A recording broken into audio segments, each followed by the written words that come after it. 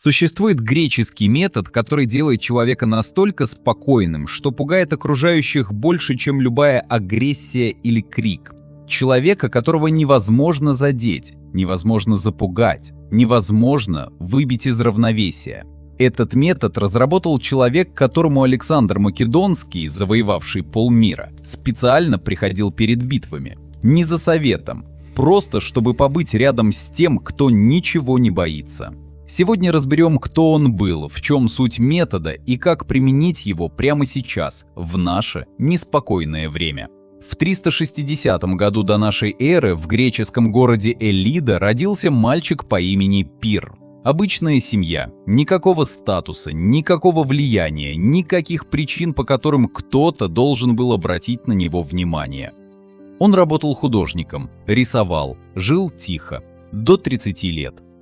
В 30 он вступил в армию Александра Македонского и отправился в одни из самых опасных походов в истории. Сражения, в которых гибли тысячи. Ситуации, где каждый солдат вокруг дрожал от страха. И Пир среди всего этого оставался совершенно спокойным. Не изображал спокойствие, не держался из последних сил, просто был спокоен. Когда он вернулся в Грецию, к нему начали приходить самые влиятельные люди страны. Не за военными советами, не за деньгами. Они хотели понять одно: как человек без армии, без власти, без состояния заставляет всех вокруг чувствовать себя так, будто это они что-то теряют, а не он. И вот здесь начинается его метод. Пир говорил: большинство людей делают себя нервными еще до того, как кто-то успел их задеть. Вдумайтесь в эту мысль. Вы заходите в комнату, где вам нужно что-то доказать, получить одобрение, не опозориться, произвести впечатление. И в ту же секунду вы уже отдали власть над собой всем, кто находится в этой комнате. Они чувствуют это и используют. Именно это происходит на важных переговорах, когда вы слишком сильно хотите заключить сделку. На собеседовании, когда вам очень нужна именно эта работа. В разговоре с человеком, чье мнение для вас слишком важно. Нужда – это сигнал, и люди его считывают безошибочно. Альтернативу этому состоянию Пир назвал атараксия, дословно невозмутимость. Но не в смысле «я сдерживаю реакцию», а в смысле внутри просто нечему реагировать. Никакой нужды в одобрении, никакого страха осуждения, никакой привязанности к тому, как все обернется. И он сказал, что путь к этому состоянию – одна конкретная практика. Перед любой ситуацией, которая вызывала у него тревогу, он задавал себе два вопроса. Первый. Что реально произойдет в худшем случае? Не то, что рисует мозг, не катастрофический сценарий, а реальный, конкретный, худший исход. Второй. Я это переживу? Ответ почти всегда был «да». И как только он знал, что способен пережить худшее, все остальное теряло над ним власть. Потому что угроза работает только тогда, когда вы не знаете, чем все закончится. Когда вы прошли этот путь до конца в голове, угрожать вам больше нечем. Один из его учеников как-то спросил: «А что, если люди будут думать о тебе плохо?» Пир посмотрел на него и сказал: «И что тогда?» Ученик не нашел ответа.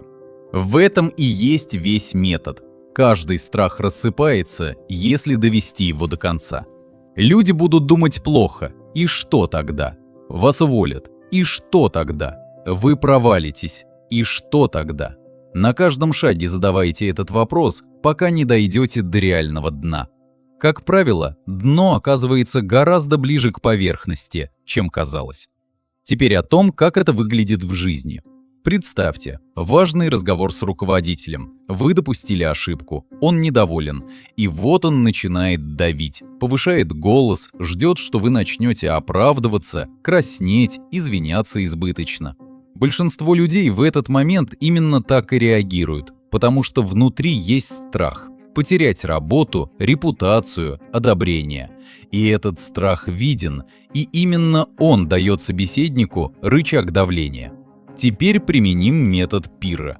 Прямо в этот момент, что реально случится в худшем случае? Уволят. И что тогда? Найду другую работу. Это и есть вся катастрофа. Как только вы это осознали, внутри что-то меняется. Не потому, что вам все равно, а потому, что вы прошли путь до конца и поняли, выжить можно. И тогда можно просто спокойно сказать: «Понял, исправлю сегодня». Без паники, без избыточных извинений, без попытки соответствовать чужой эмоции. Что происходит дальше? Человек, который бил изо всех сил, попал в пустоту. Нет реакции, нет победы. И все вокруг это чувствуют. Именно так работает атараксия в реальной жизни. Не как маска, не как техника сдерживания, а как внутреннее состояние человека, который уже знает: худшее переживаемо. И это меняет все. Потому что люди инстинктивно чувствуют, нужно ли вам что-то от них. Человек, которому ничего не нужно, неуправляем. Его нельзя запугать потерей того, к чему он не привязан. Его нельзя купить одобрением, которое ему не требуется. Именно такой человек входит в комнату, и динамика меняется сама собой. Не потому, что он что-то делает, а потому, что он ничего не требует. Спокойствие – это не то, что вы надеваете в трудный момент. Это то, что вы строите заранее. Через один простой вопрос, который задаете себе снова и снова. Что реально случится в худшем случае, и переживу ли я это? Почти всегда ответ один – да, переживу.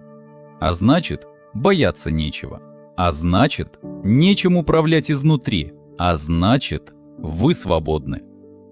Большинство людей ждут, когда страх пройдет сам. Ждут подходящего момента, когда будут готовы, когда станет спокойнее. Но этот момент не приходит, потому что спокойствие не появляется само по себе. Оно строится. Одним вопросом, который вы задаете себе снова и снова в любой тревожной ситуации. Пир прожил до 90 лет, в эпоху, когда средняя продолжительность жизни едва достигала 40. И люди, которые знали его лично, говорили одно: за все эти годы они ни разу не видели его растерянным. Не потому, что жизнь была к нему добра, а потому, что он давно перестал бояться того, чем она могла ударить. Это и есть настоящая свобода. Не отсутствие трудностей, а отсутствие страха перед ними. Если этот разбор был для вас полезен, поставьте лайк, это помогает каналу расти. Подписывайтесь, здесь выходят разборы психологии и философии, которые дают реальные инструменты, а не общие слова. Ссылка на Telegram в описании.